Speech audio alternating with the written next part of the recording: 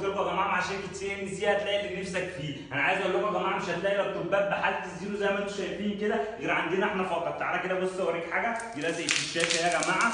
الحاجات دي كلها هتلاقوها عند شركه سي ان سي فقط، حالات كلها بسم الله ما شاء الله زيرو. اللابتوب ده يا جماعه اتسالنا عليه كتير، اللابتوب ده ديل لاتيتيود 5470 بيجي بمعالج كور اي 5 من الجيل السادس اتش كيو يا جماعه. الناس كانت بتسالنا على حاجه اتش كيو برامات 8 وارد 256 اس اس دي رامات وارد قابلين للزياده، عليه كارت شاشه انتل اتش دي 530 اب تو معاك لغايه 8 جيجا. اللابتوب بشاشه 14 بوصه حاله الزيرو زي ما انتم شايفين. اللابتوب بيجي بشاشه فول اتش دي 1920 في 1080 الوان صريحه زي ما انتم شايفين. اللابتوب فيه 3 مداخل يو اس بي 3 مش 2، في مدخل اتش دي ام اي، في مدخل فيجا، وفي مدخل لان. اللابتوب يا جماعه حالات كلها بسم الله ما شاء الله زيرو زي ما قال الكتاب، وموجود منه كميه. اللابتوب ده بتيجي تستلمه من عندي بالشاحن الاوريجينال، ودي اهم حاجه تسال عليها، وكابل باور يا جماعه. وبديك هديه ماوس وشنطه وستيكر عربي، وما بدكش اي شنطه، لا بديك شنطه اوريجينال حاجه محترمه. اللابتوب ده يا جماعه حالاته كلها بنفس الحاله اللي انتم شايفينها كده، بتيجي بنفس الشكل ده يا جماعه.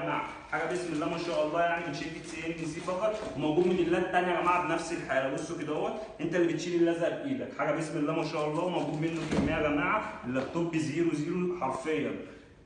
لو مهتم اكتب تم وهتسمع سعر ما حصلش، وموجود شحن يا جماعه لحد باب البيت مجانا.